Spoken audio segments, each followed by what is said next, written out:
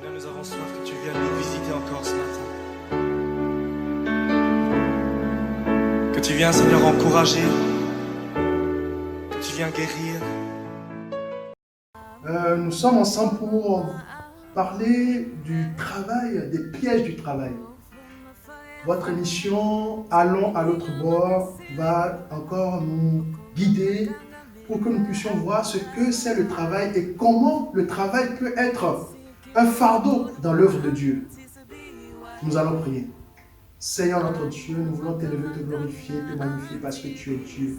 Merci pour ce moment. Merci Seigneur mon Dieu parce que tu vas encore nous parler. Ta parole déclare, c'est poussé par l'Esprit que les hommes ont parlé de la part de l'Éternel. Dieu Tout-Puissant, nous voulons encore, oh Dieu Tout-Puissant, que tu puisses nous guider. Cet Esprit de Dieu, viens, oh Dieu, nous parler. Viens Seigneur de Tout-Puissant, oh Dieu, nous enseigner parce que, oh Dieu, ta parole déclare, mon fils, lorsque tu entends ma voix, n'endurcis pas ton cœur, que nos cœurs soient ouverts, que tout esprit captif revienne à l'obéissance de Christ, Seigneur Dieu Tout-Puissant. Nous te bénissons, nous te rendons grâce au nom de Jésus-Christ. Amen.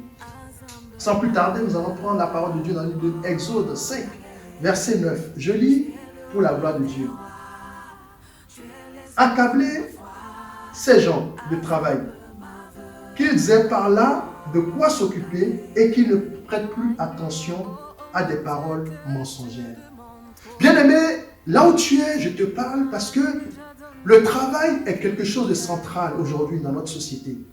Mais le diable, comme il sait que le travail est quelque chose de central, il va essayer par tous les moyens de t'accabler pour que le travail devienne un frein dans ta relation avec Dieu. Ici, dans le livre de Exode, nous voyons que Pharaon dit accabler ces gens de travail, qu'ils aient par là de quoi s'occuper et qu'ils ne prêtent plus attention à des paroles mensongères. Je sais que toi, dans la situation où tu es tellement accablé. Dieu t'a appelé à faire son œuvre. Mais tu n'as pas le temps pour l'œuvre de Dieu. Parce que tu travailles du matin au soir. Or, le travail, c'est le diable qui l'a mis devant toi. Pour que tu ne puisses plus avoir d'intimité avec Dieu. Je sais que lorsque je vais parler comme ça, je vais frustrer beaucoup de gens. Parce qu'ils vont dire, oui, Paul a dit, effectivement, celui qui ne travaille pas ne doit pas manger. Effectivement, mais laisse-moi te dire que dans l'Ancien Testament, lorsque les Lévites ils travaillaient dans la maison de Dieu, Dieu les nourrissait. Si tu veux avoir une relation sincère et intense avec le Seigneur, laisse-moi te dire que ne fais pas en sorte que le travail soit un frein dans cette relation. Parce que le diable, comme il sait que tu dois travailler, il va profiter de cela, de cet instrument, pour que ta relation avec Dieu soit distendue, de telle sorte que tu n'aies plus une relation sincère, une relation suivie, une relation continue avec le Seigneur. Aujourd'hui, c'est vrai que le travail, sans le travail, on ne peut pas avancer. Sans le travail, on ne peut pas manger. Sans le travail, on n'est personne dans cette société. Oh, laisse-moi te dire que si Dieu t'a appelé à le servir, cherche d'abord le royaume des cieux. Cherche d'abord la relation avec Dieu. Dieu t'a confié des fidèles. Mais à cause du travail, tu n'as plus le temps de méditer la parole. À cause du travail, tu n'as plus le temps de recevoir l'instruction que Dieu veut pour le peuple qui t'a confié. Aujourd'hui, j'entends même, effectivement, des pasteurs qui travaillent. Les fidèles qui travaillent le dimanche. Or, que dit la parole de Dieu? La parole de Dieu déclare dans le livre de Genèse. Dieu faisait toutes ses œuvres en 6 jours, mais le 7e jour, il s'est reposé. Et il attend l'adoration et la louange de son peuple. Bien-aimé dans le Seigneur, tu es une adoration. Tu es un loueur de l'Éternel. Dieu t'a appelé pour le louer. Mais que fais-tu de cela? Est-ce que le travail est devenu le centre pour toi? Est-ce que le travail t'empêche, comme Pharaon voulait empêcher les enfants d'Israël de pouvoir s'approcher de Dieu et il leur a mis encore des charges? Là où tu es, tu dois réfléchir. Qu'est-ce qui est le plus important? Est-ce que c'est le travail qui est le plus important?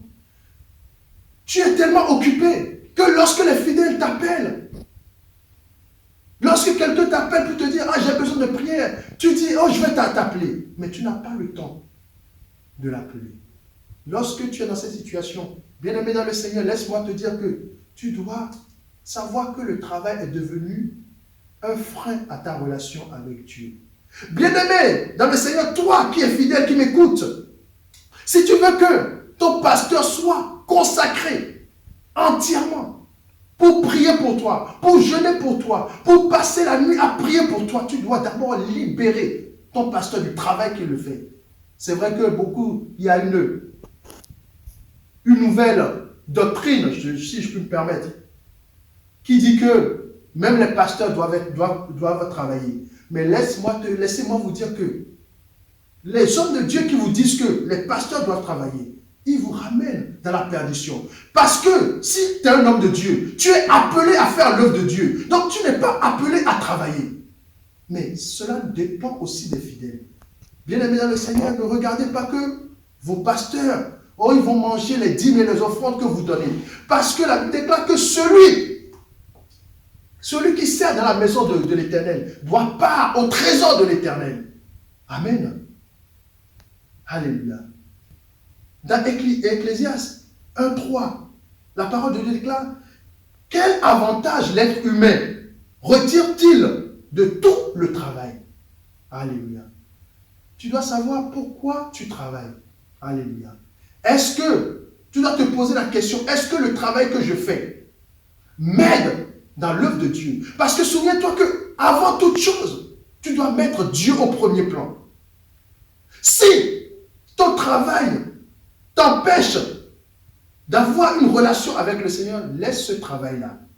C'est vrai, si je dis ça, les gens vont dire, oui, mais j'enseigne aux gens de devenir feignants. Mais non, parce que il n'y a pas de feignant dans la maison de l'Éternel. En tant que pasteur, le fait que tu pries, tu jeûnes pour des gens, c'est aussi un travail. Alléluia. Parce qu'il faut du temps. C'est vrai qu'aujourd'hui, il y a la doctrine où le travail est devenu l'alpha et l'oméga. Si tu ne travailles pas, tu n'es pas considéré. Si tu ne travailles pas, personne ne te regarde. Parce qu'on te prend pour quelqu'un qui veut profiter de la société.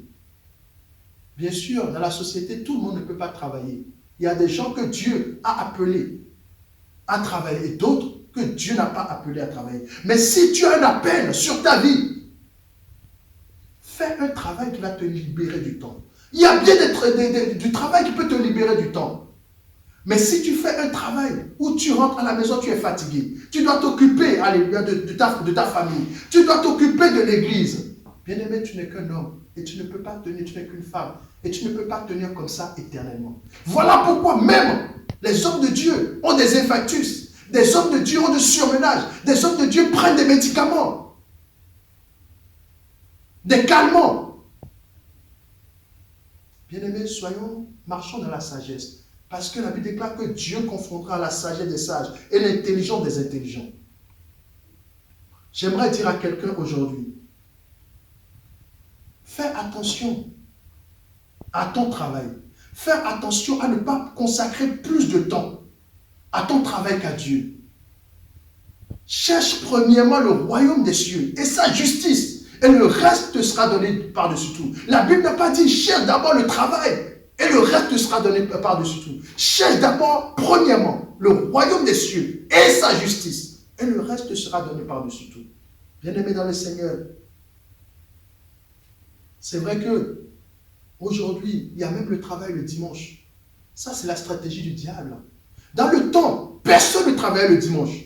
Et nous avons vu comment la France avait été bénie. Pourtant, dans le temps, le dimanche était consacré à Dieu.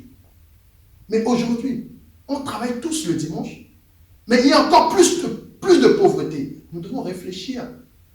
Dieu nous a donné le discernement de discerner les choses. Si cela arrive, ça veut dire que nous avons sabordé les choses de Dieu. Nous ne marchons plus selon la parole de Dieu parce que le dimanche est consacré à Dieu. Et comme le diable est dans une stratégie globale, il en profite pour enlever les lois qui étaient des lois qui refusaient le travail. Il en profite pour mettre ces lois, pour enlever ces lois, pour que les gens puissent travailler le dimanche. Voilà pourquoi il y a beaucoup plus de souffrance. Si nous voulons que Dieu agisse, nous devons marcher selon la parole de Dieu. Le travail de dimanche est une abomination devant l'Éternel. Parce que tu as 6 jours pour travailler. Mais le 7e jour, tu dois le consacrer à ton Dieu. Alléluia. Est-ce que nous avons déjà vu un juif travailler le jour du sabbat? Alléluia. Pourtant, ces gens-là n'ont pas Jésus-Christ. Nous, on a Jésus-Christ. Bien sûr, on peut dire oui. Mais ils sont bénis. Pourquoi ils sont bénis? Parce que ces gens-là mettent en pratique la parole de Dieu. Même s'ils n'ont pas la lumière qui est Jésus-Christ, ils mettent en pratique la parole de Dieu. La Bible déclare que celui qui mettra en pratique cette parole vivra par elle. Alléluia. Bien-aimé dans le Seigneur, j'aimerais te dire aujourd'hui, ne fais pas du travail un alpha et un oméga. Je connais des gens qui ne travaillent pas, mais qui vivent bien. Je connais des gens qui n'ont pas toutes les richesses de ce monde, mais qui vivent heureux. Parce qu'ils ont Jésus-Christ.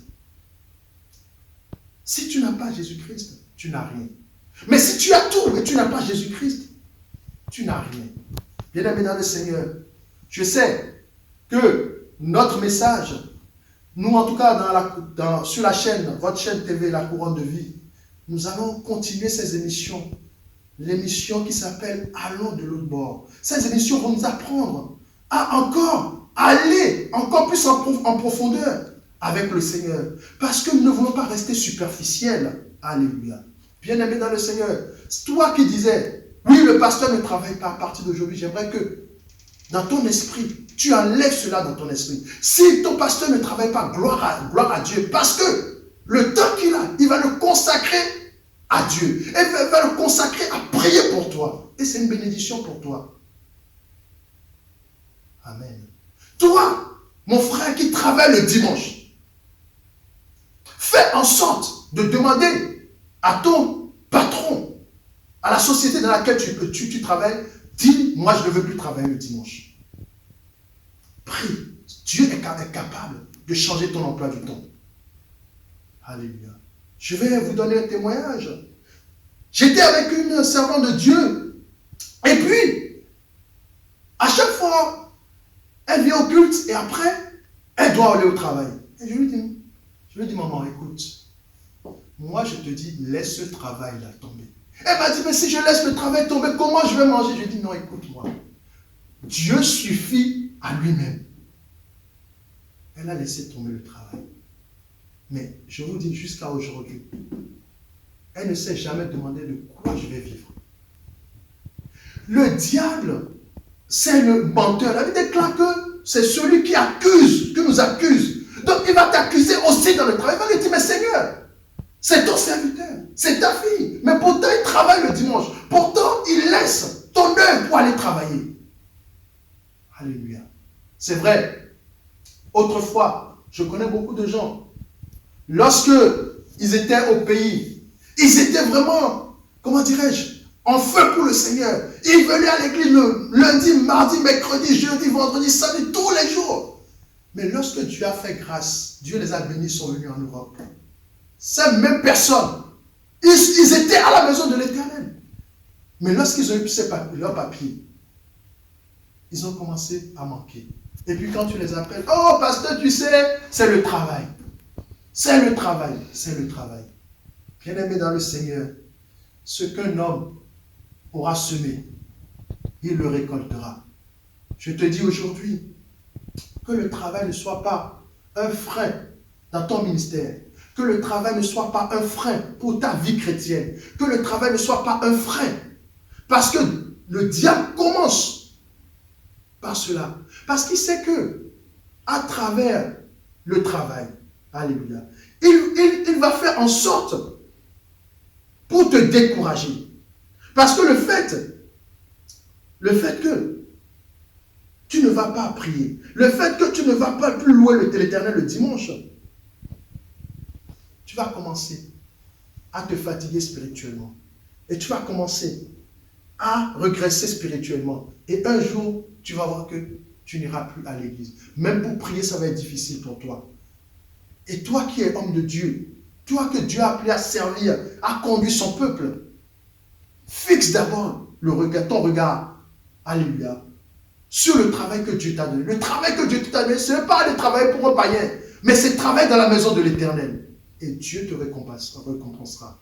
Ceux qui te critiquent, qui disent oui, le pasteur ne veut rien faire, il est toujours à l'église, accepte. Parce que ton prix sera grand dans le royaume des cieux. La Bible déclare, je ne connais personne ayant quitté sa maison, sa famille, pour la bonne nouvelle, et ne retrouve une maison, une famille, dans ce siècle présent, et la vie éternelle, dans le siècle à venir. Bien-aimés dans le Seigneur, faisons attention au travail. Que le travail ne soit pas une charge pour nous séparer de la gloire de Dieu. Si tu es dans ces conditions, prie, demande au Seigneur, Seigneur, je veux consacrer du temps pour toi. Donne-moi quelque chose qui permettra que je ne sois pas trop chargé. Parce que lorsque tu es trop chargé, tu ne penses plus aux choses de Dieu.